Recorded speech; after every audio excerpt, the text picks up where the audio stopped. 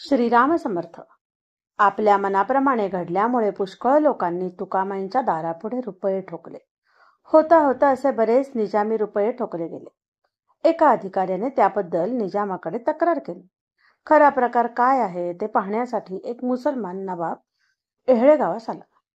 त्याचा तंबू तुकामाईंच्या अगदी घरापाशी. त्यांच्या साधूपणाची परीक्षा करण्याचे मनात आणून नवाबाने आपल्या शागिर्दाला हुक्का तयार करण्यास सांगितले, पण त्यात विस्तव घालू नकोस म्हणून बजावले. नंतर त्याने तुकामाईंना आणून मोठ्या आदराने लोडाशी बसवले आणि हुक्का लाव असा शागिर्दाला हुकूम सोडला. हुक्क्याचे मूळ पात्र आतमध्ये होते. त्याला जोडलेली नळी शागिर्दाने तुकामाईंच्या समोर धरली. नवाब मोठ्या अदबीने म्हणाला, महाराज दम लगाओ. तुकामाईने विचारले, अंगार लगाया है? शागिर्दाने खोटेच सांगितले की जी हाँ हुजूर, हुक्का जल रहा है. ते ऐकून जय सद्गुरू असे म्हणून तुकामाईंनी दम लावला व तोंड भरून धूर सोडला. तिकडे आतमध्ये हुक्क्यातून ज्वाळा उसळून तंबूला लागल्या. तंबू जळू लागला.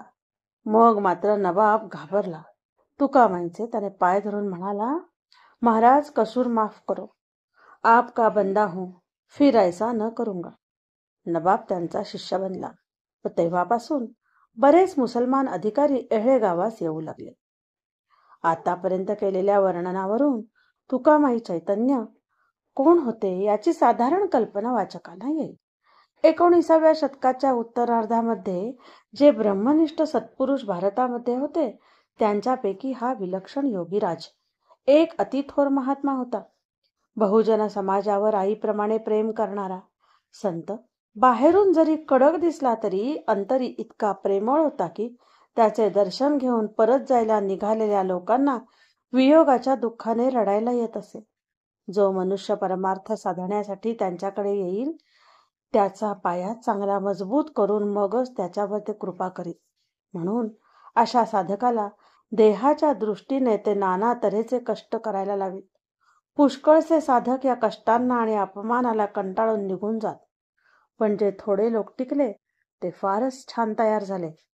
एखाद्या साधकाची परीक्षा करताना तुकामाई त्याला मार देत, शिव्या देत, उपाशी ठेवीत किंवा पाणी भरायला लावीत आणि हकलून देत. परंतु साधकाने जर या गोष्टी शांतपणे सोसल्या तर तो प्रसंग झाल्याबरोबर त्याला आपल्या पोटाशी घेऊन ते मोठ्या प्रेमाने म्हणत, अरे गाढवांनो, तुम्हाला मारपीट करण्याची का मला हौस आहे? पण तुम्हाला इतका थोडा अपमान आणि इतकी निंदा जिरवता आली नाही तर सबंध जगाची निंदा, छळ आणि अपमान तुम्ही कसे पचवणार? असे म्हणून त्यांच्या अंगावरून हात फिरवीत. जगाचे आघात शांतपणे घेऊन पुन्हा आपली निष्ठा जशीच्या तशी कायम ठेवणे यालाच परमार्थ म्हणतात. या शब्दात तुकामाई साधकांना उपदेश करीत असत. आपण स्वतः जरी ते योगशास्त्रामध्ये पारंगत होते तरी सामान्य लोकांना भक्तीच्या मार्गाने जायला ते सांगत. प्रपंचात राहा, त्यातील सुखे भोगा, पण पांडुरंगाला विसरू नका असे ते वारंवार म्हणत. परमार्थ हा अंतरंगाचा असल्या कारणाने बाहेरच्या ढोंगीपणाने त्याचे अवडंबर माजवलेले त्यांना मुळीच आवडत नसे. गोचर स्वामींसारख्या अधिकारी गुरुबंधूवर त्यांचे पुत्रवत प्रेम होते.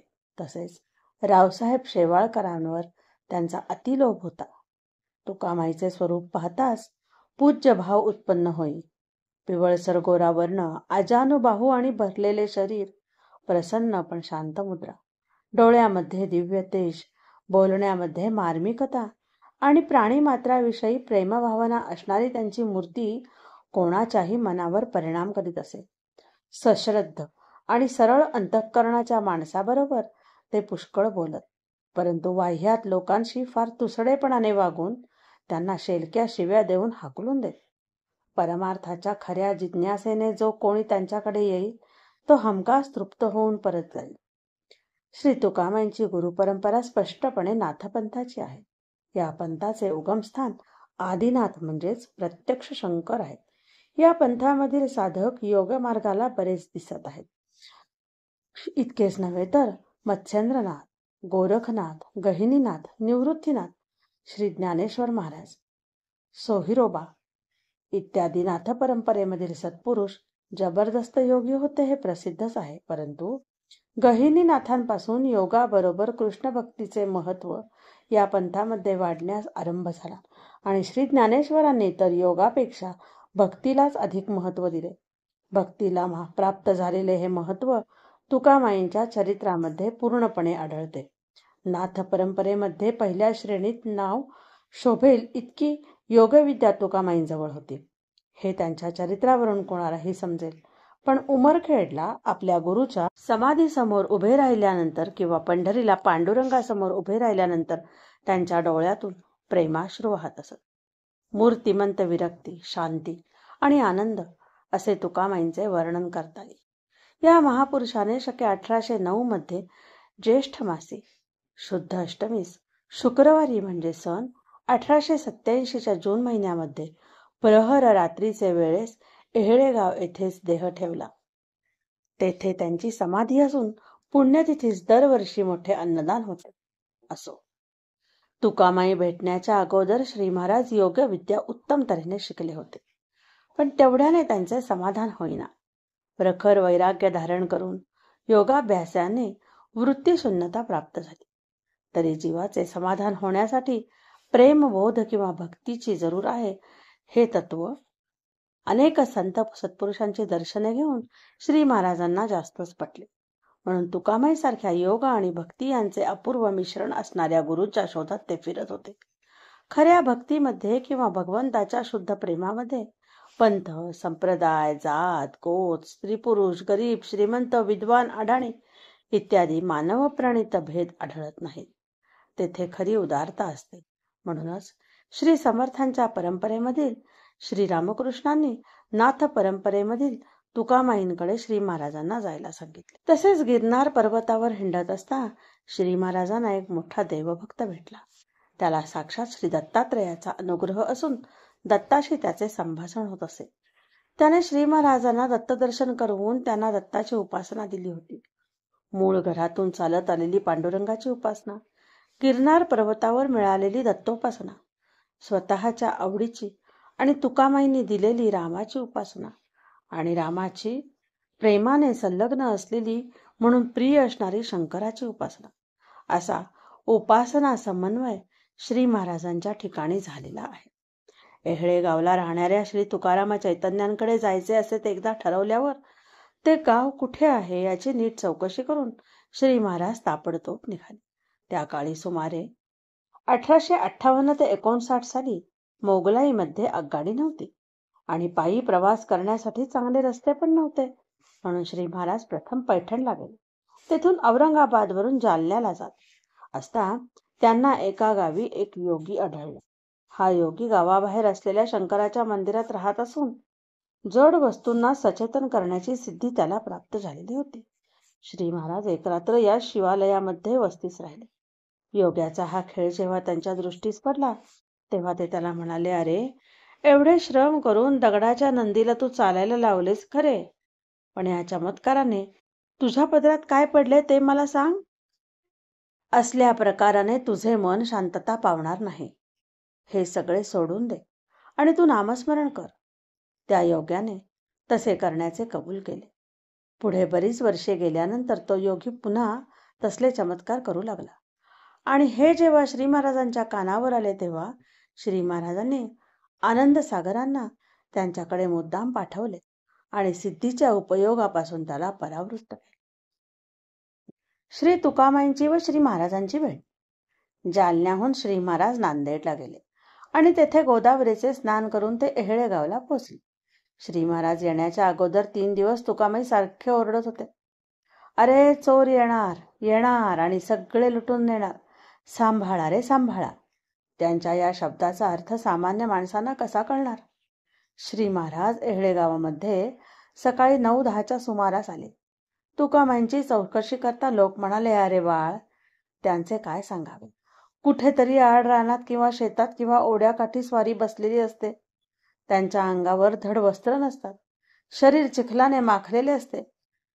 कधी डोक्याला लहान मुलाप्रमाणे टोपडे असते, कधी कधी हातात बांगड्या भरलेल्या दिसतात. चिल्ली मात्र नेहमी जवळ असायचीच. ते लहान मुलांबरोबर किंवा कुत्र्यांबरोबर खेळत असतील. ते बाहेरून वेड्याप्रमाणे वाटतात आणि फार तुसडेपणाने वागून शिव्या देतात. पण ती आनंदमूर्ती आहे. त्यांना भय व दुःख माहीत नाही. तुकामाईंचे हे वर्णन ऐकून श्री महाराजांच्या डोळ्यांना पाणी येऊ लागले. त्यांना शोधून काढण्याचा निश्चय करून श्री महाराज ओढ्याच्या बाजूला गेले. 14-15 वर्षे वयाचा हा मुलगा तुकामाईला शोधायला आलेला पाहून लोकांनाही मोठे कौतुक वाटले. सकाळपासून संध्याकाळपर्यंत श्री महाराजांनी तुकामाईंना शोधले. त्यांचा काहीच पत्ता लागेना. म्हणून ते गावात परत आले आणि तुकामाईंच्या घराच्या बाजूला भिंतीस टेकून बसले. त्यांना परत येऊन 15-20 मिनिटे झाली असतील किंवा नसतील. इतक्यात तुकामाईंची स्वारी आरडाओरडा करीत घरी परत आली. कमरेला लंगोटी, डोक्याला टोपडे, हातात चिलीम आणि दुसऱ्या हातात उसाचे दांडके घेतलेले. अशी ती मूर्ती पाहिल्याबरोबर श्री महाराज उभे राहिले. त्यांच्या वृत्ती इतक्या उचंबळून आल्या की त्यांना पुढे पाऊल टाकवेना. एक लहान मुलगा सकाळपासून तुम्हाला शोधतो आहे असे तुकामाईंना कोणी सांगितल्याबरोबर कुठे आहे तो असे म्हणून ते तसेच बाहेर आले तो पुढेच श्री महाराज हात जोडून उभे दिसले. दोघांची दृष्टादृष्ट होण्याचा अवकाश की तुझा खून करतो असे ओरडून तुकामाईने उसाचे दांडके उगारले आणि मी पण माझा जीव देतो असे बोलून श्री महाराजांनी त्यांच्या चरणावर साष्टांग नमस्कार घातला. ध्रुवासारखी विरक्त असलेली आणि प्रल्हादासारखे भगवंताचे प्रेम असलेली ती श्री महाराजांची वामन मूर्ती पाहून तुकामाईंना आनंदाचे भरते आले. त्याने श्री महाराजांना उचलून पोटाशी धरले. हात धरून घरी नेले. तुकामाईंना भेटण्याच्या अगोदर श्री महाराज अनेक संत पुरुषांना भेटले होते. पण तुकामाईंना पाहताच त्यांच्या मनाला अत्यंत समाधान वाटले. आपल्याला जे पाहिजे ते यांच्याजवळ खात्रीने मिळेल असा त्यांचा विश्वास उत्पन्न झाला. तुकामाईंची ब्रह्मनिष्ठा, प्रेमळपणा, निस्पृहता आणि दीनवत्सलता पाहून श्री महाराजांची चित्तवृत्ती त्यांच्या ठिकाणी पूर्णपणे ठिकटली. त्यांनी अगदी मनापासून 9 महिने गुरुची जी सेवा केली तिचे नुसते वर्णन ऐकून सुद्धा अंगावर शहारे येतात. इतकेच नव्हे तर आपण गुरुशी कसे वागावे हे एवढ्या लहान वयामध्ये त्यांना कसे कळले याचे राहून राहून आश्चर्य वाटते. श्री महाराज तुकामाईंची सेवा कशी करीत असत ते पहा. तुकामाई उठण्यापूर्वी आपण उठावे. रात्री त्यांचे पाय दाबून देता देता त्यांना झोप लागली म्हणजे त्यांच्या पायाशी आपण बसावे. याचा परिणाम म्हणजे 9 महिने श्री महाराजांना झोप घेता आली नाही. एखाद्या सावलीप्रमाणे तुकामाईच्या मागे सदा असावे. ते धावतील तिकडे आपण धावावे, ते जातील तिथे आपण जावे, ते बसतील तेथे आपण मागे उभे राहावे. घरामध्ये इतर पुष्कळ माणसे असताना ते काम करतील ही वाट न पाहता, तुकामाईच्या आज्ञेची वाट न पाहता पडेल ते काम मोठ्या आवडीने स्वतः आपण करावे. नदीवरून पाणी आणावे, ते तापवून त्यांना स्नान घालावे, पाटपाणी करून त्यांच्या जेवणाची तयारी करावी आणि ते विश्रांती घेत असता आपण त्यांना पंख्याने वारा घालावा. तुकामाई कित्येक वेळा घरी जेवीत नसत आणि बाहेर गेले तर उभ्या उभ्याच हातावर घेऊन कांदा भाकरी खात. अशा वेळी श्री महाराजांना उपवास घडे. बऱ्याच वेळा 2-2, 3-3 दिवस असे अन्न पाण्या वाचून जात. तुकामाईंची बालवृत्ती असल्याने त्यांना कसलेही बंधन नसे. ते वाटेल तेव्हा वाटेल तिकडे जात. तसेच आता एक सांगल तर थोड्या वेळाने बरोबर त्याच्या उलट सांग. कधी ते अगदी शांतपणे सेवा घेत तर कधी अगदी उग्र बनून श्री महाराजांना झिडकारून टाकीत. कधी लोकांजवळ त्यांची स्तुती करीत तर कधी ते सर्वांसमोर यथेच्छ निंदा करीत. कधी सापडेल ते घेऊन मार देत तर कधी पोटाशी धरून पाठीवरून हात फिरवीत. हे सर्व जरी खरे असले तरी त्यांचे व श्री महाराजांचे इतके मनोमिलन झालेले होते की त्यांना लागणाऱ्या गोष्टी आज्ञा होण्याच्या आधीच श्री महाराज आपोआप करीत. तुकामाईंना तहान लागणार असली तरी ती लागून त्यांनी पाणी मागण्याच्या अगोदर श्री महाराजांनी त्यांच्यासमोर पाणी हजर करावे.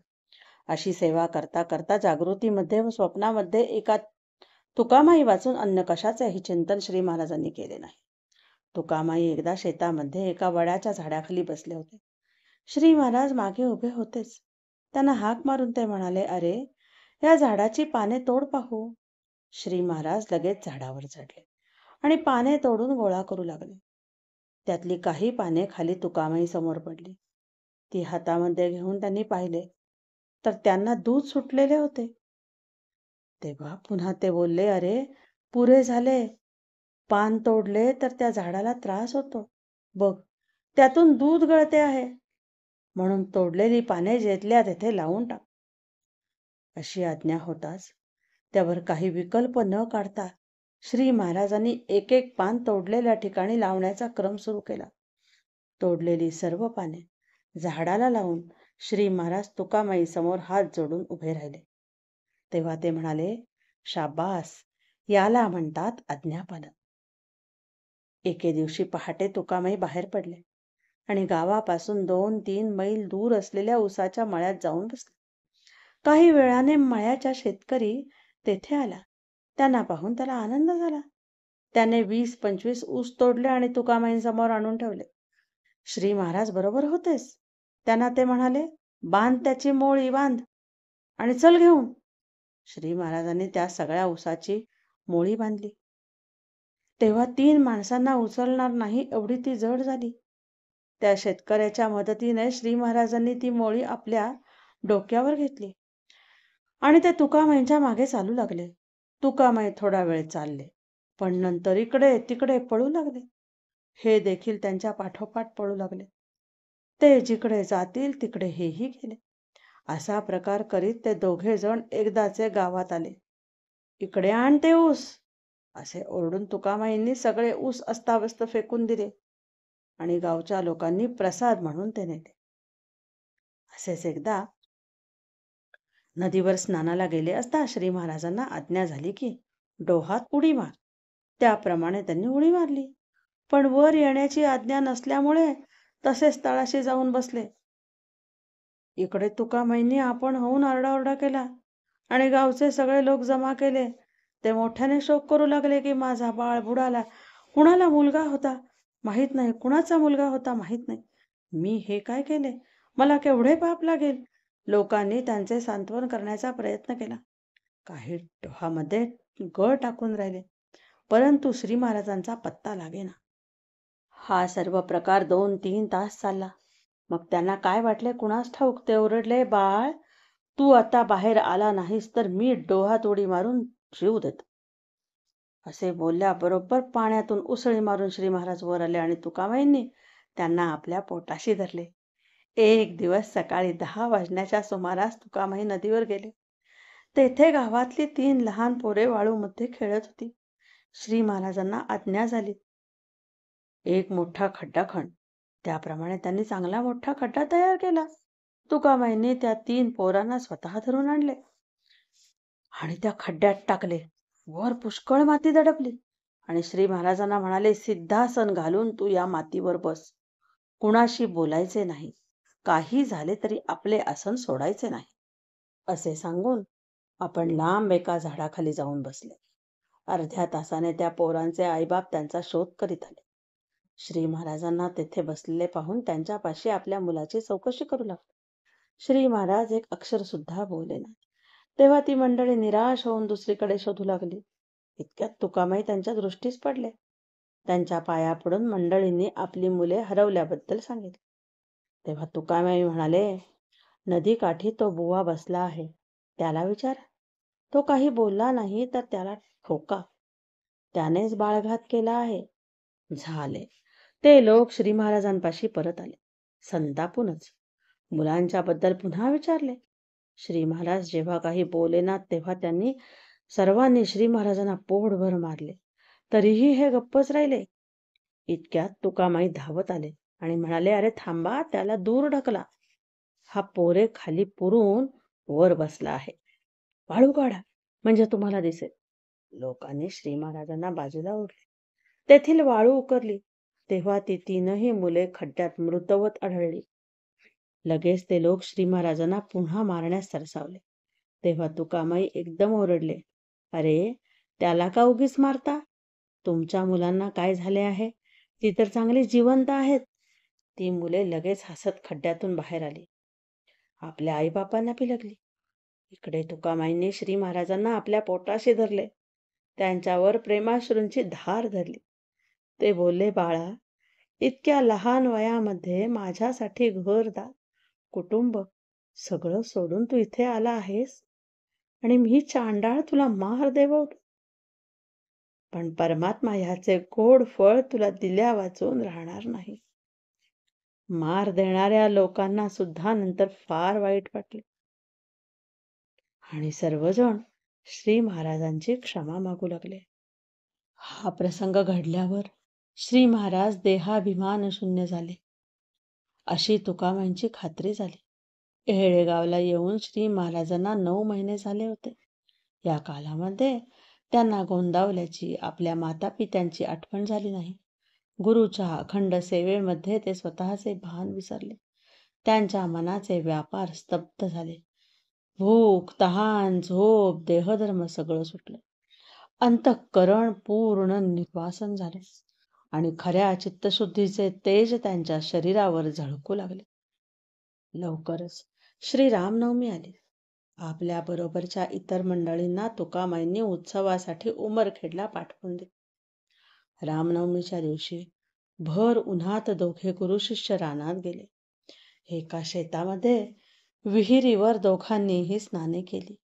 एका अशोक वृक्षाखाली श्री तुकामाईंनी श्री महाराजांना हात धरून आपल्या समोर बसवले आणि बोलले, मी तुला आजपर्यंत फार कष्ट दिले, पण पूर्वी वसिष्ठांनी रामचंद्रांना जे दिले ते मी आज तुला या क्षणी देतो. असे सांगून त्यांनी श्री महाराजांच्या डोक्यावर हात ठेवला. श्री महाराजांना तत्काळ समाधी लागली. पुष्कळ वेळानंतर जेव्हा समाधी उतरली तेव्हा श्री तुकामाईंनी त्यांचे ब्रह्मचैतन्य असे नाव ठेवले आणि त्यांना अत्यंत प्रेमाने आलिंगन दिले. श्रीराम जय राम जय जय राम हा त्रयोदशाक्षरी मंत्र जपून राम उपासना करा असे सांगून तुकामाईंनी श्री महाराजांना रामदासी दीक्षा दिली व अनुग्रह देण्याचा अधिकार दिला. प्रापंचिक लोकांना, विशेषतः मध्यम स्थितीतल्या लोकांना आपल्या प्रपंचामध्येच परमार्थ कसा करावा हे शिक. राम मंदिराची स्थापना करून रामनामाचा प्रसार कर. माझे महत्व वाढविण्यापेक्षा श्री समर्थांचे महत्व वाढव. लोकांमध्ये भजनाचे प्रेम उत्पन्न होईल असा मार्ग दाखव. जे खरे दीन असतील त्यांची सेवा कर आणि सर्व ठिकाणी प्रेम वाढेल असा उपाय कर. इतक्या गोष्टी श्री महाराजांना तुकामाईंनी करण्यास सांगितल्या. यावेळी सूर्य बरोबर डोक्यावर आला होता आणि मग दोघे जण घरी परत आले. तीर्थयात्रा आणि गृहस्थाश्रम. नैमिषारण्याकडे प्रयाण. अनुग्रह झाल्यानंतर श्री महाराज काही काळ येळेगावला तुकामाईंजवळच राहिले. एक दिवस तुकामाई त्यांना म्हणाले, बाळ, आत्मज्ञान जरी झाले तरी ते अंगामध्ये चांगले मुरले पाहिजे. आत्मज्ञान जिरवण्यासाठी एकांतात राहून खोल आत्मचिंतन करायला पाहिजे. म्हणून तू आता हिमालयाकडे जा. तेथे थोडा काल एकांतात घालवून मग मोठमोठ्या तीर्थांचे दर्शन घे आणि हे सर्व झाल्यावर आपल्या आईबापांना आणि कुटुंबाला भेटण्यासाठी घरी जा. आज्ञेप्रमाणे हिमालयाकडे जाण्यास श्री महाराज जेव्हा निघाले तेव्हा तुकामाई स्वतः उमरखेडपर्यंत त्यांना पोहोचवण्यास आले. आपल्या नव्या शिष्याला म्हणजेच श्री महाराजांना आपल्या गुरुच्या म्हणजे चिन्मयानंद स्वामींच्या पायावर घालावे हा तुकामाईंचा मुख्य हेतू होता. ही गुरु शिष्याची जोडी दर्शनासाठी स्वामींच्या समाधीपाशी गेली. त्यावेळी दोघांच्याही डोळ्यातून सारख्या अश्रुधारा वाहत होत्या. गोचर स्वामी तेथे हजर होतेच. 5 मिनिटे अगदी स्तब्धता होती. नंतर तुकामाई बोलले, स्वामी, बाळाला आपल्या चरणापाशी आणला आहे, त्याला आपण पदरात घ्यावा. हे शब्द उच्चारून तुकामाई आणि श्री महाराज या दोघांनीही समाधीला साष्टांग नमस्कार घातला. त्याचबरोबर समाधीवर घातलेला मोठा हार श्री महाराजांच्या अंगावर पडला. हीच स्वामींची संमती आणि हाच त्यांचा प्रसाद अशी खात्री होऊन सर्व मंडळी बाहेर आली. आपल्या अजय गुरूंचं दर्शन झाल्यामुळे श्री महाराजांना तर फारच आनंद झाला. गोचर स्वामींनी दोघांनाही 2 दिवस ठेवून घेतले आणि मग श्री महाराज पुढे जाण्यासाठी निघाले. प्रत्यक्ष बाहेर पडताना तुकामाईंच्या पायावर त्यांनी मस्तक ठेवले.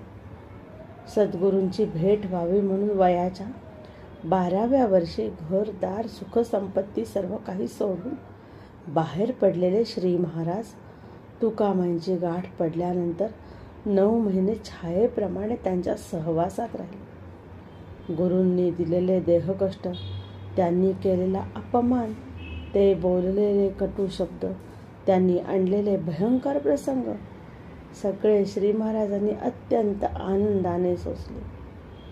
हे जसे खरे तसेच तुकामाईंनी त्यांच्यावर जीवापलीकडे प्रेम केले आणि आपले हृदय त्यांना काढून दिले हेही खरे आहे. तुकामाई बाह्यता इतके तुसडे वासत, पण जेथे खरे प्रेम असे तेथे ते अडकून जात असत. हा त्यांचा स्वभाव होता. इतक्या निस्वार्थी, उत्कट, पवित्र आणि निकट प्रेमाचा सहवास आता सुटणार ही कल्पना येऊन दोघांचेही डोळे पाण्याने भरून आले. श्री महाराज तेथून निघाले. ते मजल दर मजल करीत उज्जैनपर्यंत आले. तेथून थोड्या अंतरावर मोठे अरण्य असून त्यामध्ये एकांतवासास उत्तम जागा आहे असे कळल्यामुळे ते त्या अरण्याकडे गेले. तेथल्या दाट झाडीमध्ये अनेक श्वापदे होती. अरण्याच्या मध्यभागी अगदी निर्मनुष्य ठिकाणी एका गुहेमध्ये श्री महाराज बरेच दिवस राहिले. तेथे गेल्यावर 1-2 दिवसांनी कुठली तरी एक गाय सकाळी गुहेच्या तोंडाशी येऊन उभी राहिली. ती बराच वेळ तशीच उभी होती, पण श्री महाराजांची दृष्टी सहज तिच्याकडे वळल्याबरोबर तिने हंबरडा फोडला, आपला पान्हा सोडला. दूध खाली पडू लागल्यावर तिच्या येण्याचे कारण कळले. धार काढण्यापूर्वी जवळ भांडे नसल्यामुळे तिच्या आचळाला तोंड लावूनच श्री महाराज पोटभर दूध प्याले. श्री महाराजांचे वास्तव्य जोपर्यंत तिथे होते तोपर्यंत रोज सकाळ संध्याकाळ ती गाय त्यांना दूध पाजून जात असे. उज्जैनहून निघाल्यावर श्री महाराज फारसे कोठे न थांबता सरळ नैमिषारण्यामध्ये गेले. 2 वर्षापूर्वी तेथे त्या गुहेमध्ये ते राहत होते. त्याच गुहेमध्ये ते याही वेळे राहिले. पूर्वीप्रमाणेच 6 योगी तेथे ध्यान लावून बसत असत. आळंदीचे नृसिंह सरस्वती स्वामी हे महान सत्पुरुष त्या 6 जणांपैकी एक होते. श्री महाराज 2 वर्षे येथे राहिले. या 2 वर्षांमध्ये एक महत्त्वाची गोष्ट घडून आली. ती म्हणजे श्रीमंत नानासाहेब पेशवे यांचा परिचय होय. सन 1858 ते 59 मध्ये हिंदी फौजेचा बिमोड झाला आणि नानासाहेबांना आपली मंडळी घेऊन हिंदुस्थान सोडून जाणे भाग पडले. पहिल्याने ते नेपाळात तेथल्या राजाच्या संमतीने गेले, पण इंग्रजांनी त्यांच्यावर दडपण आणल्यामुळे त्यांना तेथूनही निघून जाणे आवश्यक होते. राघोबा नावाचा एक त्यांचा विश्वासू नोकर होता. त्याला घेऊन ते नैमिषारण्यात शिरले आणि गुप्त रीतीने राहता येईल असा आश्रय ते शोधत होते. त्यावेळी त्यांची व श्री महाराजांची गाठ पडली. श्री महाराजांनी त्यांना अभय दिले आणि आपल्या गुहेपासून जवळच पण आणखी आतमध्ये असलेली एक मोठी गुहा त्यांना वस्तीला दिली. या गुहेत थंडी वाऱ्यापासून त्रास न होई अशी व्यवस्था होती. तेथे राहायला लागल्यावर आणखीही काही सोयी करून घेतल्या. निजण्यासाठी पलंग होता. चांदीच्या कड्यांचा एक झोपाळाही टांगला होता. 24 तासातला बराचसा वेळ ते यावर बसून असत.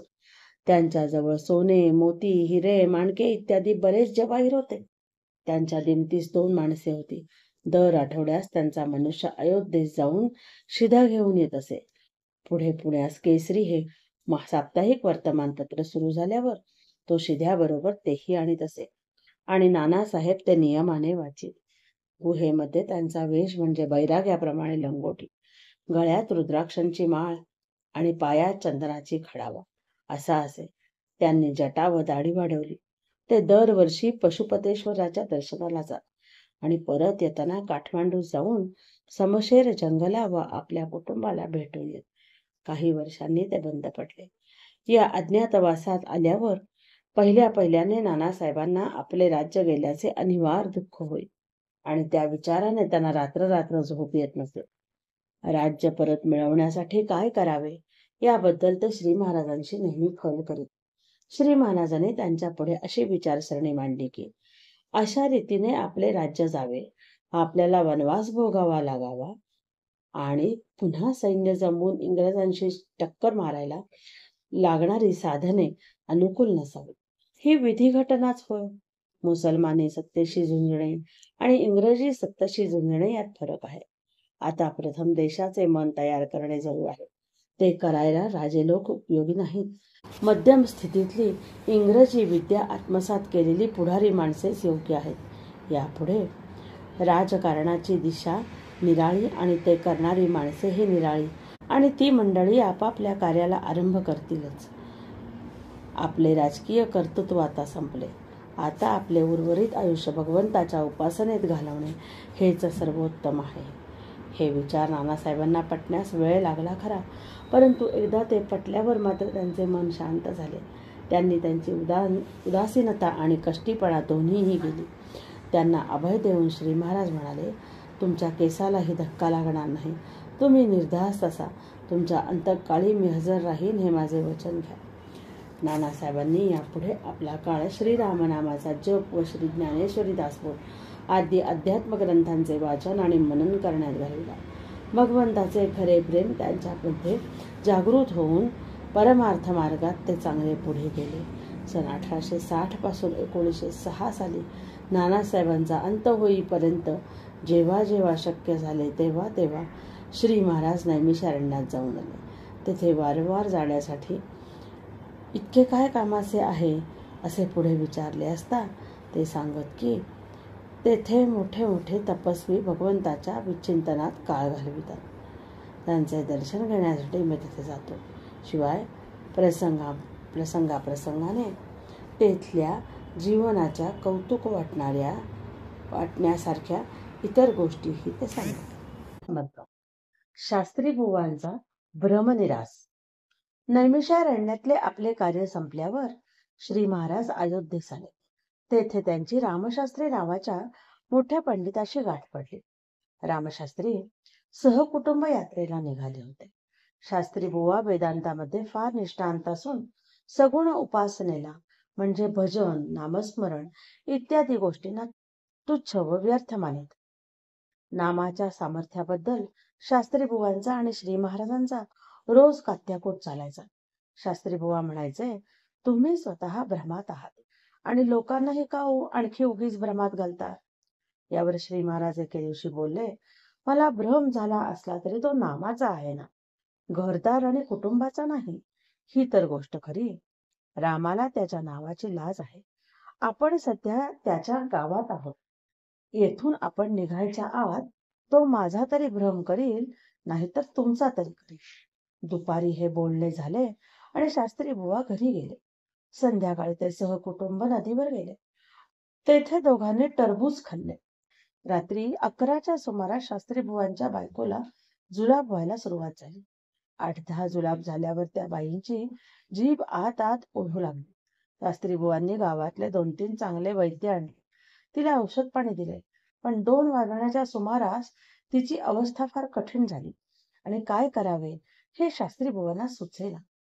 इतक्यात त्यांना श्री महाराजांची आठवण झाली. श्री महाराज नेहमी म्हणायचे की, अहो शास्त्री बुवा, रामनामाने भवरोग नाहीसा होतो, तर त्याने देहाचा रोग बरा होणार नाही काय? हा विचार शास्त्री बुवांच्या मनात येऊन त्यांनी बायकोच्या जवळ बसून नामस्मरणाला आरंभ केला. काही वेळाने त्या बाईचा डोळा लागला आणि सकाळी तिला अगदी बरे वाटले. मग शास्त्री बुवांना घरी चैन कसे पडणार? ते उठले. त्यांनी स्वच्छ स्नान केले, संध्या केली, श्री महाराजांकडे आले. श्री महाराज त्यावेळी गावच्या लोकांशी बोलत होते. शास्त्री बुवा जे आले ते श्री महाराजांच्या समोर दंडवत आडवे पडले. श्री महाराज पुढे झाले आणि शास्त्री बुवा, अहो हे नवीन काय आरंभिले आहे आज, असे म्हणून त्यांना उचलून उभे केले. शास्त्री बुवा डोळ्यात पाणी आणून बोलले, महाराज, मी फार अपराधी आहे, मला क्षमा करा. रात्रीची सर्व हकीकत सांगून रामनामाने आपण संकटातून कसे वाचलो हे त्यांनी सांगितले आणि पुन्हा श्री महाराजांची क्षमा मागितली. श्री महाराजांनी त्यांचे सांत्वन केले. त्यांच्या कुटुंबाला आपल्याकडे आणवून आणखी औषध पाणी केले आणि त्या दोघांना रामनाम दिले. त्यानंतर श्री महाराजांकडे पाहण्याची शास्त्री बुवांची दृष्टी अगदी बदलल्यामुळे ते फार नम्रतेने आपलेपणाने वागू लागले. आपली यात्रा सफल झाली असे त्यांना वाटले. त्यांची मुले काशीच होती म्हणून मोठ्या आग्रहाने त्यांनी श्री महाराजांना काशीला नेले. काशीमध्ये प्रसिद्धी. श्री महाराज काशीमध्ये शास्त्री बुवांच्याच घरी उतरले. त्यांच्याबरोबर 5-10 माणसे नेहमी असत. थोड्या दिवसांनी एका राम मंदिरामध्ये श्री महाराजांचा मुक्काम हल्ला. एकदा श्री विश्वेश्वराच्या दर्शनाला गेले असता एक म्हातारी बंगाली बाई त्यांच्या पाया पडली. तिची चौकशी करता ती म्हणाली, आम्ही बंगाली जमीनदार आहोत. घरची अलोट श्रीमंती आहे. सर्व काही अनुकूल आहे. पण माझ्या मुलाला मुलगा नाही. त्यांनी 3 लग्ने केली, पण आता त्याचे वय 55च्या आसपास आहे. श्री महाराजांनी सहज विचारले, बाई, तुमचा मुलगा व पहिली सून कुठे आहेत? बाई म्हणाली, ते कलकत्त्याला असतात, पण मी त्यांना ताबडतोब आपल्या दर्शनासाठी बोलवते. 8 दिवसांनी तो बंगाली जमीनदार सर्व कुटुंब घेऊन काशीला आला.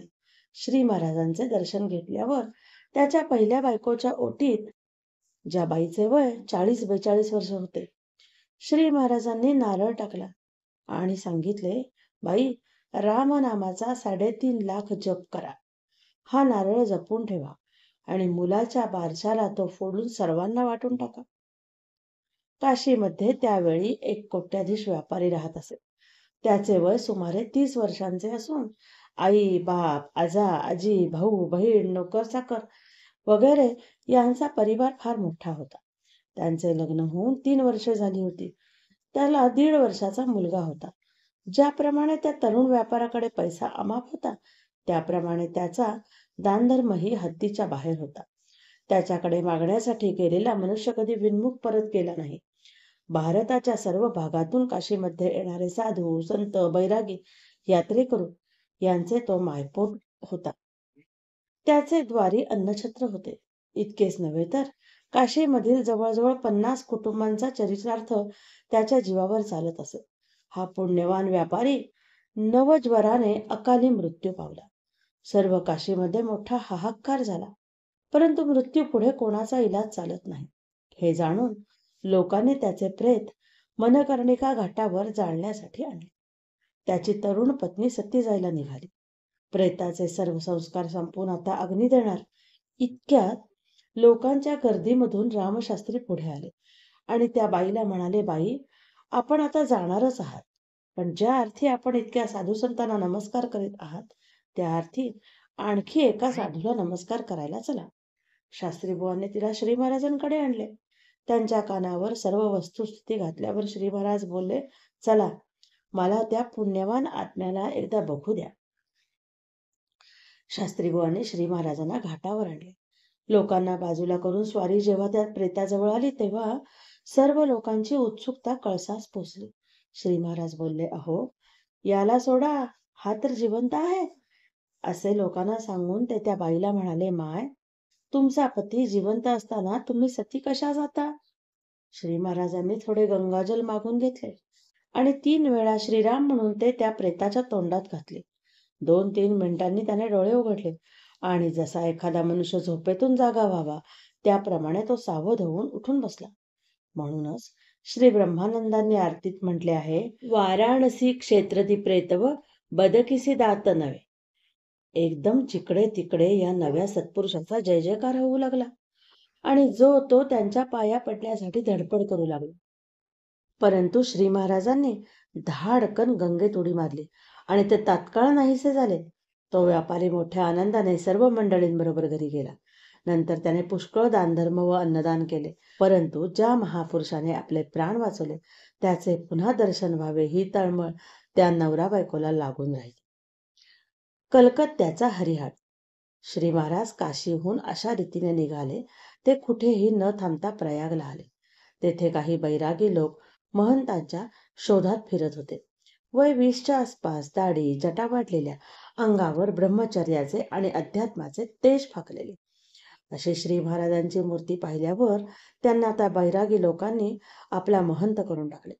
प्रयागहून ही सर्व मंडळी मधुरा वृंदावनाकडे गेली. काशी सोडून 1 वर्ष होऊन गेले होते. तेथे असताना ज्या बंगाली जमीनदाराला आशीर्वाद दिला होता त्याला मुलगा झाला असल्याने तो सारखी श्री महाराजांची चौकशी करीत होता. त्याची माणसे त्याच्या शोधार्थ क्षेत्रांमध्ये फिरत होती. त्यापैकी एक मनुष्य श्री महाराजांना मथुरेमध्ये भेटला आणि त्याने आपल्या मालकाचे आमंत्रण त्यांच्या कानावर घातले. त्या आमंत्रणाला अनुसरून आपल्या सर्व परिवारासह श्री महाराज कलकत्त्याला येऊन दाखल. ते महंत म्हणून वावरत असल्याने त्यांचा थाट आधीच एखाद्या राजासारखा होता. त्यामध्ये त्या जमीनदाराच्या उपचारांची भर पडलेली. श्री महाराज एखाद्या राजेंद्रासारखे शोभत होते. जमीनदाराने आपला छोटा मुलगा त्यांच्या पायावर घालून त्यांचा आशीर्वाद घेतला. तो श्री महाराजांना म्हणाला, आपली काहीतरी सेवा करावी अशी माझी फार इच्छा आहे. मी काय करू ते मला सांगा. त्यावर श्री महाराज बोलले, अरे आम्ही बैरागी लोक, आम्हाला खरोखर कशाचीही जरुरी नाही.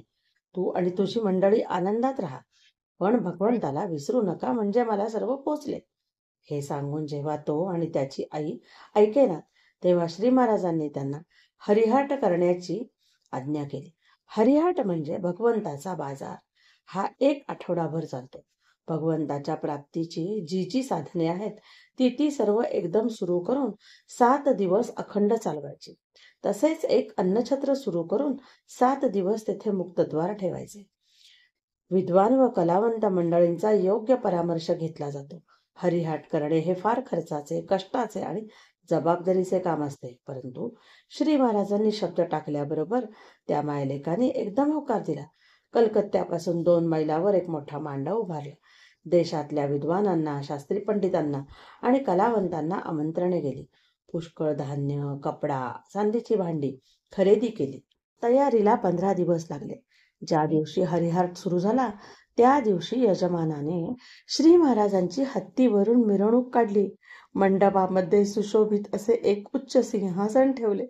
त्यावर श्री महाराज जाऊन बसल्यावर वेदमंत्रांनी त्या अपूर्व समारंभाला सुरुवात झाली. मांडवाच्या निरनिराळ्या भागांमध्ये वेदपरायण, यज्ञ, जप, भजन, कीर्तन, नामस्मरण, पुराण वाचन, प्रवचन, योगासने, पंचाग्नी साधन, शास्त्राध्ययन, ब्रह्मकर्म, अनुष्ठान, देवतार्चन, सत्संग, गुरुसेवा, मौन सेवन, वाम मार्ग तंत्र क्रिया इत्यादी साधने सुरू झाली. बाहेर अन्नछत्र होते. त्यामध्ये 24 तास जेवण तयार ठेवून जो येईल त्याला मुक्त हस्ताने वाढणे चालू होते. रोज नवीन पक्वान्न होईल आणि ते सर्वांना पोटभर मिळेल. 7 दिवसांमध्ये अक्षरशः हजारो बैरागी, प्रवासी, अतिथी, आंधळे, पांगळे, भिकारी, श्रीमंत, गरीब, पुष्कळ स्त्रिया आणि मुले तेथून जेवून गेले. कलकत्त्यामध्ये बहुतेक सर्व लोक हा समारंभ पाहून गेले. श्री महाराज रोज सकाळ संध्याकाळ मांडवामध्ये येऊन सर्व मंडळींची सोय झाली नाही याची चौकशी स्वतः करीत. विशेषतः अन्नछत्र आणि नामस्मरण बरोबर चालले आहे की नाही हे मुद्दाम पाहत असत. 8व्या दिवशी यजमानाने श्री महाराजांची महापूजा केली.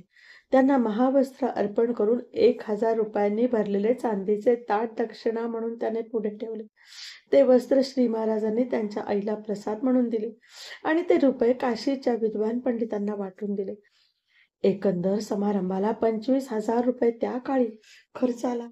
असा हरिहाट गेल्या 50 वर्षात बंगालमध्ये आम्ही पाहिला नाही, असे तेथील वृद्ध लोक म्हणत असत. श्रीराम समर्थ. इंदूरमध्ये आगमन. हरिहाट संपल्यावर रोज फार लोक श्री महाराजांच्या दर्शनाला येऊ लागले. श्री महाराजांना निजायला आणि बसायला फुरसत मिळेना. म्हणून 4-6 दिवस गेल्यावर बरोबरच्या वैराग्यांना त्यांनी अमरकंटकच्या यात्रेला पाठवून दिले आणि त्या जमीनदाराचा व त्याच्या मंडळींचा निरोप घेऊन आपण स्वतः 1 दिवस रात्री कोणाला न कळवता चालते झाले. श्री महाराज कलकत्त्याहून निघाले आणि बरेच दिवसांनी सातपुडा पर्वतापाशी आले. तेथून नर्मदेच्या काठाकाठाने त्यांचा प्रवास सुरू झाला. वाटेत त्यांना एक तरुण मुलगा भेटला. तो इंदूरचा राहणारा असून घरातून पळून आलेला होता. त्याच्याबरोबर स्वारी इंदूरला आली. यावेळी श्री महाराज काही विलक्षण अवस्थेत होते. सहज बोलता बोलता त्यांची समाधी लागत असे. आणि अशी समाधी लागली म्हणजे त्यांचे शरीर लाकडासारखे होऊन पुष्कळ काळापर्यंत ते सांभाळावे लागे. इंदूरला गावाच्या बाहेर एका शेतामध्ये गायी चरत होत्या. जवळच एक पाण्याचे डबके होते. त्याच्या काठी श्री महाराज त्या मुलाशी बोलत बसले असताना त्यांची समाधी लागली. तो मुलगा तेथून पळून गेला. अगदी संध्याकाळ होऊन अंधार पडू लागल्यावर एक गवळी त्या वाटेने घरी चालला होता. डबक्याच्या चिखलामध्ये कोण बसले आहे हे पाहण्यासाठी तो जवळ आला. तेव्हा त्याने श्री महाराजांना त्या अवस्थेमध्ये पाहिले. गवळी थांबला आणि त्याने स्वच्छ पाण्याने श्री महाराजांना धुवून काढले आणि तेथून जवळ असलेल्या एका मारुतीच्या मंदिरामध्ये उचलून नेऊन ठेवले. इंदूरमध्ये एक श्रीमंत इनामदार होते. रोज संध्याकाळी ते गावच्या बाहेर फिरायला जात आणि त्या मारुतीचं दर्शन घेत. नंतर आपल्या बागेमध्ये विश्रांती घेत असत. नित्याप्रमाणे दुसऱ्या दिवशी ते मंदिरामध्ये आले. तेव्हा श्री महाराज त्यांच्या दृष्टीस पडले. हा कोणी सिद्ध पुरुष आहे असे वाटून त्यांनी त्यांना नमस्कार केला. इथे बसण्यापेक्षा आमच्या बागेत राहायला या अशी इनामदारांनी विनंती केल्यावरून श्री महाराज त्यांच्याबरोबर बागेमध्ये गेले. तो गवळी नियमाने येऊन श्री महाराजांचे दर्शन घ्यायचा आणि सकाळ संध्याकाळ आपल्या गाईचे दारोष्ण दूध त्यांना प्यायला द्यायचं. इंदूरमध्ये श्री महाराजांचे जे शिष्य झाले त्यांच्यामध्ये हा पहिला होय आणि निष्ठेच्या दृष्टीने देखील त्यांचा नंबर पहिला.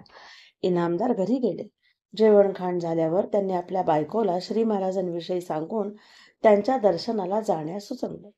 या बाईचे नाव जिजीबाई. ही मोठी विलक्षण बाई होती. घरामधले नोकर चाकर तिला भिवून असत. यात काही नवल नाही. पण स्वतः इनामदार व त्यांचे मित्र देखील तिला वचकून असत. ती नवऱ्याला म्हणाली, कशाला त्या बैराग्याला बागेमध्ये आणला? हे मैले बैरागी फार लबाड असतात. थांबा, मी त्याची चांगली परीक्षा करते. तो सही सलामत सुटला तरच मी त्याला नमस्कार करेन.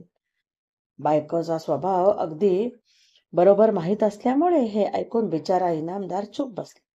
दुसरे दिवशी जिजी बागेत गेली आणि श्री महाराजांना एकदा नुसते बघून आली. तिसऱ्या दिवशी तिने लाल तिखटाचे 6 गोळे केले आणि ते घेऊन ती बागेत हजर झाली. श्री महाराज स्वस्थ बसले होते. ती त्यांच्याजवळ गेली आणि मोठ्याने ओरडली, अहो बैरागी बुवा, हे बघा, इनामदार साहेबांनी तुमच्यासाठी लाडू पाठवले आहेत. एवढे खा आणि पाणी प्या. श्री महाराजांनी हसून हात पुढे केला आणि जिजीने एक लाल गोळा त्यांच्या हातावर ठेवला. त्यांनी तो गोळा एखाद्या लाडूप्रमाणे खाऊन टाकला. जिजीने दुसरा एक गोळा पुढे केला. तोही त्यांनी खाल्ला. याप्रमाणे सगळे गोळे खाऊन टाकून श्री महाराज बोलले, माय, लाडू किती छान आहेत, मला आणखी दे. असे म्हणून त्यांनी पुन्हा आपला हात पुढे केला. तेव्हा ती लाजली आणि म्हणाली, आजचे लाडू संपले. उद्या आणखी काहीतरी खायला घेऊन येईन बरे का? जिजी घरी आली आणि दुसऱ्या दिवशी श्री महाराजांना काय खायला घालावे याचा सारखा विचार करू लागली. तिला वाटले की एखाद्या माणसाला पुष्कळ तिखट खाण्याची सवय असली तर त्याचे तोंड भाजत नाही असे श्री महाराजांचे असेल, म्हणून त्यांनी तिखटाचे गोळे खाल्ले असतील. रात्रीचे 8 वाजून गेले होते व थंडी खूप वाढली होती. इतक्यात ऊब येण्यासाठी म्हणून स्वयंपाक्याने शेगडीमध्ये रसरशीत निखारे घातले आणि ती शेगडी जिजीबाई समोर आणून ठेवली. त्या फुललेल्या निखाऱ्यांकडे पाहत असता तिच्या मनात एक भयंकर कल्पना आली. ती मनात म्हणाली, या बुवाने तिखटाचे गोळे गिळले काय? हरकत नाही, उद्या असले फुललेले निखारे मी त्याला खायला घालते. पाहते निखारे कसा गिळतो ते. हा विचार तिने पक्का केला आणि ती झोपी गेली. दुसऱ्या दिवशी सकाळी 9 वाजता निखाऱ्यासाठी लागणारे सर्व साहित्य घेऊन जिजी बागेमध्ये गेली. निखारे तयार होईपर्यंत तिने श्री महाराजांशी अघळ पघळ गप्पा मारल्या. ते तयार झाल्यावर तिने ते जळते गोळे एका परातीमध्ये घातले आणि श्री महाराजांसमोर आणून ठेवले. त्यांना म्हणाली, बुवा, कालचे लाडू तुम्हाला कमी पडले. आज हा नवीन पदार्थ केला आहे, तो तुम्ही पोटभर खा. श्री महाराज तिच्याकडे पाहून हसले आणि एक एक निखारा चिमट्याने उचलून तोंडात टाकू लागले. याप्रमाणे परातीमधले सर्व निखारे खाऊन झाल्यावर ते जिजीला म्हणाले, माय बरे लागतात, आणखी थोडे असले तर दे. हे शब्द बोलून जेव्हा पुन्हा त्यांनी हात पुढे पसरला तेव्हा तिचे तोंड खरखर उतरले. तिच्या तोंडाला कोरड पडली. तिचे हातपाय कापू लागले. श्री महाराजांचा जीव घेण्याचा आपण प्रयत्न केला ही जाणीव तिला स्पष्टपणे झाली. आणि निखारे पचविणारा हा सिद्ध पुरुष आता आपले काय करेल या विचाराने तिची बोबडी वळली. तिच्या डोळ्यातून पाणी उघळू लागले. महाराज, आपण माझे बाप आहात, मला क्षमा करा, मी आपल्याला शरण आले आहे, असे म्हणून तिने श्री महाराजांचे पाय धरले. श्री महाराज ढेकर देत तिला बोलले, बाळ, कोण मनुष्य कसा असतो हे आपल्याला कळत नाही, म्हणून अशा रीतीने आपण कुणाची परीक्षा करू नये. संतांची परीक्षा निराळी प्रकारे करावी. संतांची परीक्षा निराळ्या प्रकारे करावयाची असते. तरी पण झाले ते गेले, ते सगळे विसरून जा आणि आजपासून नामस्मरण करायला आरंभ कर. राम तुझे कल्याण करील हे निश्चित समज. नंतर जिजीने मोठ्या आग्रहाने श्री महाराजांना आपल्या घरी नेले आणि एखाद्या राजासारखी त्याची व्यवस्था केली. श्री महाराज गावामध्ये राहू लागल्यावर अनेक प्रकारचे लोक त्यांच्या दर्शनास येऊ लागले. जो परीक्षा करण्यासाठी येई त्याच्या मनातली खूण तिसऱ्यांजवळ बोलून दाखवीत, पण जो सद्भाव ठेवून येई त्याच्याशी तासनतास देवाच्या परमार्थाच्या नामाच्या गोष्टी बोलत. त्यांच्या भोवती पुष्कळ मुले जमत. ते देखील त्यांच्याबरोबर अनेक खेळ खेळत. त्यावेळी दर्शनाला येणाऱ्या लोकांचा फार त्रास होईल. त्यावेळी ते घराबाहेर जात आणि रस्त्यावरून पळत सुटत.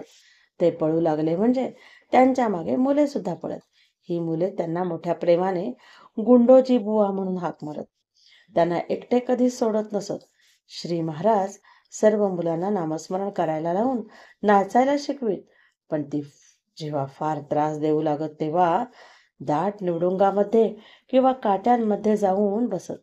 मग मुले हिरमुसले तोंड करून बाहेर उभी राहत आणि ओरडत, गुंडोजी बुवा, आम्ही तुम्हाला त्रास देणार नाही, तुम्ही आमच्याकडे या. ती फार गयावया करू लागली म्हणजे श्री महाराज काट्यांमधून बाहेर येऊन धावत सुटत. रस्त्यावरून पळत असता गाडी आडवी आली तर तिला वाट न देता ते तिच्यावरून पलीकडे जात.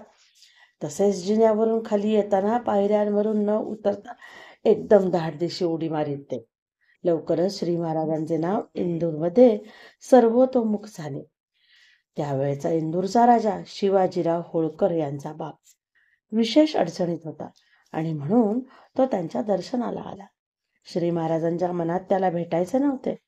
श्री महाराज जिजीच्या घरच्या एका कुणबिणीचे लुगडे नेसले आणि तिला जोडीला घेऊन जात्यावर जाळायला बसले. राजा आल्यावर इनामदारांनी त्यांचे स्वागत केले. सर्वजण बसले आणि मग राजाने विचारले, तुमच्याकडे जे सत्पुरुष आहेत त्यांचे दर्शन मला घ्यायचे आहे, ते कुठे आहेत? इनामदारांना श्री महाराजांनी आधीच पडवून ठेवले. त्याप्रमाणे ते बोलले, सरकार, ते आत्ता घरात होते, पण त्यांचा काही भरोसा नसतो. ते केव्हाही कुठेही पळून जातात. इतक्यात ते बाहेर पळून गेले. राजा बोलला, आम्ही त्यांच्या दर्शनासाठी येऊन गेलो हे त्यांना कळलं. इनामदार जी सरकार असे म्हणाले व राजा जाण्यास निघाला. त्याच्या वाटेमध्येच श्री महाराज दळत बसले होते आणि मोठमोठ्याने ओव्या गात होते, परंतु त्यांच्या किंवा त्याच्या बरोबर आलेल्या कोणाच्याही लक्षात आले नाही. आणि म्हणून श्री महाराज प्रत्यक्ष घरात असून देखील राजाला त्या दिवशी दर्शन झाले नाही. राजा गेल्यावर घरामधली मंडळी हसू लागली. जिजी तर थक्क होऊन गेली. जिजीबाईला त्यावेळी 8-9 वर्षांची ताई नावाची मुलगी होती. श्री महाराज त्यांच्या घरी राहू लागल्यापासून दोघांची फार गट्टी जमली. ताईला त्यांचा लळा लागल्यामुळे तिला त्यांच्या वाचून चैन पडत नसे. अहोरात्र ती त्यांच्यापाशीच असायची. एके दिवशी सकाळी श्री महाराज ताईबरोबर खेळत बसले असता एक बैरागी त्यांच्या दर्शनासाठी आला. एखाद्या लहान मुलाप्रमाणे श्री महाराज त्या मुलीबरोबर खेळत आहेत हे पाहून तो संतापला आणि तोंडाने काहीतरी पुटपुटलं. परत जाऊ लागला. इतक्यात श्री महाराजांनी त्याला मोठ्या प्रेमाने हाक मारली. त्याचा फार आदर सत्कार केला आणि येथे येण्याचे कारण विचारले. त्याने स्वतःची हकीकत सांगितली. ती अशी की बरेच वर्षापूर्वी तो कुटुंबवत्सल होता. पहिल्यापासून योगाची आवड असल्यामुळे संसारात असून सुद्धा तो योग साधना करीत असे. पुढे त्याची बायको वारली. काही कालाने त्याने संसार आपल्या मुलांच्या स्वाधीन केला आणि सर्व संग परित्याग करून गुरुच्या शोधार्थ तो हिमालयाकडे गेला. कर्मधर्म संयोगाने तेथे त्याला एक उत्तम योगी भेटला. गुरुजवळ 6 वर्षे अभ्यास केल्यावर गुरुने त्याला श्री महाराजांच्या खाणाखुणा सांगितल्या आणि इंदूरमध्ये त्यांना भेटण्याची आज्ञा केली. पुढचा मार्ग समजावून घ्यावा आणि तसा अभ्यास करावा हाच त्याच्या येण्याचा हेतू होता. परंतु तो हिमालयातून इतका लांब आला आणि त्यांना भेटण्यासाठी आला ते श्री महाराज लहान मुलीबरोबर खेळत बसलेले बघून आपण अयोग्य माणसाकडे आलो व आपले श्रम वाया गेले असे त्याला वाटले. म्हणून तो चिडला आणि आपल्या गुरूंनी आपल्याला असल्या माणसाकडे पाठविले तरी कसे हे त्याला कळेना. तरी आपण मुकाट्याने परत जावे आणि गुरुला भेटावे म्हणून तो आला तसाच परत निघाला होता. बैराग्याची ही हकीकत ऐकून श्री महाराजांनी त्याचा मोठा गौरव केला. त्याला म्हटले, आपण इथे आलात हे फार बरे झाले. आपण इथे आलात ते फार बरे झाले. मला योग बीक काही येत नाही, पण गुरुच्या घरी मी पडून होतो तेव्हा काही गोष्टी नजरेखालून गेल्या. त्यातल्या थोड्याशा सहज लक्षात राहून आठवत आहेत. त्यामध्ये तुम्हाला काही शिकण्यासारखे असेल तर बघा. असे बोलून त्यांनी ताईला जवळ बोलवले. तिच्या पाठीवर कौतुकाने थाप मारली आणि आसन घालून समाधी लाव असे तिला सांगितले. ताईने लगेच परकराचा काचा मारला. ती सिद्धासन घालून बसली आणि तिने डोळे झाकून 2-3 मिनिटे झाल्याबरोबर तिची समाधी लागली. 15 मिनिटांनंतर श्री महाराजांनी तिला ताई म्हणून हाक मारताच तिची समाधी उतरली. त्या मुलीला आपण प्रश्न विचारा असे त्या योग्याला सांगितले. त्याने तिला ध्यानधारणेसंबंधी अनेक प्रश्न विचारले आणि ताईने त्या सर्वांची खडाखड उत्तरे देऊन त्यांचे गाडे कुठे अडत होते तेही पण बरोबर सांगितले. हा सगळा प्रकार पाहून तो बैरागी थक्कच झाला आणि एकदम श्री महाराजांच्या पाया पडून त्यांना म्हणाला, महाराज मला आपण क्षमा करा. आपल्या जवळच्या लहान मुली सुद्धा इतका योग जाणतात, मग आपली अवस्था काय असेल. माझे पूर्ण समाधान झाले. मी आनंदाने जातो. श्री महाराजांनी त्याला 8 दिवस आपल्याजवळ ठेवून घेतले. आपण स्वतः त्याला योगाच्या क्रिया दाखविल्या आणि नंतर परत गुरुकडे पाठवून दिले. इंदूरमध्ये येऊन श्री महाराजांना 6 महिने होत आले होते. आता येथे जास्त राहण्याचे कारण नाही असे पाहून तेथून निघून जाण्यासाठी श्री महाराजांनी निमित्त काढले. एक दिवस रात्री 10 वाजता गवळी बुवा दर्शनासाठी आला. जिजेबाई त्याला म्हणाली, श्री महाराज आत्ताच जरासे पडले आहेत, उद्या सकाळी आलास तर नाही का चालणार. गवळी बोलला, हो चालेल ना, मी उद्या सकाळी येईन. माझे तसे काही काम नव्हते. तो तसाच परत घरी गेला आणि दुसऱ्या दिवशी सकाळी पुन्हा जिजीबाईंच्या वाड्यात आला. श्री महाराजांच्या पायावर त्याने डोके ठेवले. तेव्हा श्री महाराज त्याला म्हणाले, अरे काल कुठे होतास. मी तुझी कितीतरी वाट बघितली. त्याने सहज उत्तर दिले, मी काल रात्री आलो होतो, पण आपण विश्रांती घेत होता म्हणून जिजींनी मला परत धाडले. झाले. लगेच श्री महाराजांनी उग्र रूप धारण करून जिजीवर ओरडायला सुरुवात केली. ते म्हणाले, मला इथे कैदेत ठेवले आहे. माझी कुणाशी भेट होऊ देत नाही. मला कुणाशी मोकळेपणाने बोलू देत नाहीत. मला जीव अगदी नकोसा झाला आहे. एक क्षणभर देखील मी आता इथे थांबणार नाही असे खोटे आकांतांडव करून शेवटी म्हणाले, मी इथे पाणी सुद्धा पिणार नाही. हा पहा मी असाच निघालो. ही सर्व गडबड ऐकून इनामदार आले. समोर हात जोडून उभे राहिले आणि श्री महाराजांची क्षमा मागू लागले. तेव्हा त्यांना श्री महाराज अगदी शांतपणे बोलले, मला आता जायला पाहिजे. मी पुन्हा लवकरच येईन. इतक्यात जिजूबाई आणि ताई दोघी आल्या व पाया पडल्या. त्यांना देखील तसेच सांगून श्री महाराजांनी प्रेमाने सर्वांचा निरोप घेतला आणि लगेच इंदूर सोडले. श्रीराम समर्थ. जानकी जीवन स्मरण. जय जय राम. श्रीराम जय राम जय जय राम.